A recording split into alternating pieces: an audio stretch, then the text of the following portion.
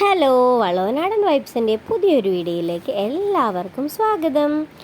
ഇന്ന് നമ്മൾ സ്പെഷ്യലായിട്ട് ഉണ്ടാക്കാൻ പോകുന്നത് നല്ല പാൽ കപ്പയും ചിക്കൻ കറിയുമാണ് കേട്ടോ. നടുവട്ടത്തെ ഷോപ്പിൽ നിന്ന് വാങ്ങിച്ചു വന്ന നല്ല നൂറുള്ള കപ്പയാണ്. 1.5 കിലോയാണ് ഞാൻ വാങ്ങിച്ചത്. അത് നന്നായി കഴുകിയെടുത്ത് തോലൊക്കെ കളഞ്ഞ് നന്നായി കഴുകിയെടുത്ത് ചെറിയ കഷ്ണങ്ങളാക്കിയിട്ട് നുറുക്കിയെടുക്കുകയാണ് കേട്ടോ. നല്ലോണം കഴുകി വാരി ഊറ്റിയെടുക്കുകയാണ്. കഷ്ണങ്ങളാക്കിയത് കാണാൻ തന്നെ നല്ല ഭംഗിയാണ് കേട്ടോ. ഒരു മൺചട്ടിയിലേക്കാണ് കഴുകി ഊറ്റി മാറ്റിയിടുന്നത്. അതിലേക്ക് ഉപ്പും പാകത്തിന് വെള്ളവും ഒഴിച്ച് അടുപ്പത്തേക്ക് വയ്ക്കുകയാണ്. ചെറിയ തിളയൊക്കെ വന്ന് തുടങ്ങിയിട്ടോ. കപ്പ നന്നായി വെന്ത് ഉടയണം. കുറച്ച് നേരം കൂടിയും കഴിഞ്ഞ് കപ്പ നന്നായി വെന്ത് വന്നപ്പോൾ നല്ലോണം ഉടച്ചു കൊടുക്കുകയാണ്.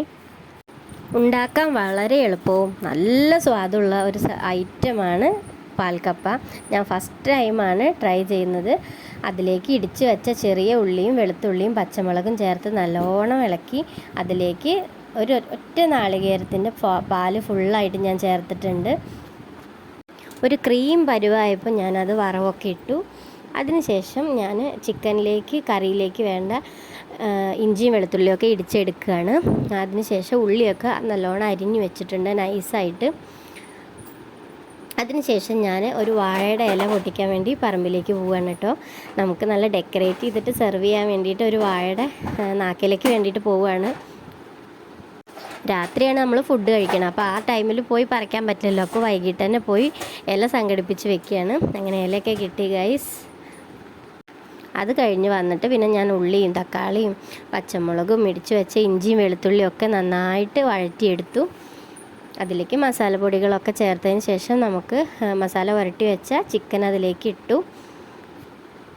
ചിക്കൻ ഇട്ടപ്പോൾ ചട്ടി ഒന്ന് നിറഞ്ഞു പോയിട്ടോ. അപ്പം ഞാൻ വേറൊരു ചട്ടി എടുത്തിട്ട് പാകത്തിന് വെള്ളം ഒഴിച്ചിട്ട് വേവിക്കാൻ വേണ്ടി വെച്ചേക്കുകയാണ്. ലാസ്റ്റ് വെന്ത് വന്നപ്പോൾ കുറുകി വന്നപ്പോൾ ഞാൻ കുറച്ച് മല്ലിയില കൂടി ഇട്ട് കൊടുത്തു. ചിക്കൻ 65 ഉണ്ടാക്കാൻ വേണ്ടിയിട്ട് കുറച്ച് എല്ലുള്ള ചിക്കൻ മാറ്റി വെച്ചിട്ടുണ്ടായിരുന്നു. അതിലേക്ക് വേണ്ട മസാലകളൊക്കെ ചേർത്ത് ഒരു മുട്ടയും കോൺഫ്ലവറൊക്കെ ചേർത്ത് നന്നായി കുഴച്ച് തിരുമ്മി വെച്ചിട്ടുണ്ട്. 2 മണിക്കൂർ ചിക്കൻ മാഗ്നേറ്റ് ചെയ്ത് റെസ്റ്റ് ചെയ്യാൻ വെച്ചതിന് ശേഷം ഞാൻ നല്ല ചൂടെണ്ണയിലേക്കിട്ട് വറുത്ത് കോരിയെടുക്കുകയാണ്. ചിക്കൻ 65 നല്ല സോഫ്റ്റ് ആവും. കോൺഫ്ലവറും മുട്ടയൊക്കെ ചേർത്തിട്ടുണ്ടെങ്കിൽ എൻ്റെ 65ൻ്റെ മസാല ഉണ്ടായിരുന്നു, ഞാൻ അതും ചേർത്തിട്ടുണ്ട്. നല്ലോണം കറിവേപ്പിലയൊക്കെ ഇട്ടിട്ട് മൊരിച്ച് വറുത്ത് കോരിയെടുത്തതാണ്.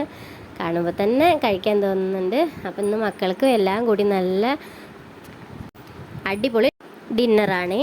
അപ്പോൾ എല്ലാവരും സബ്സ്ക്രൈബ് ചെയ്യണേ. Thank you for watching.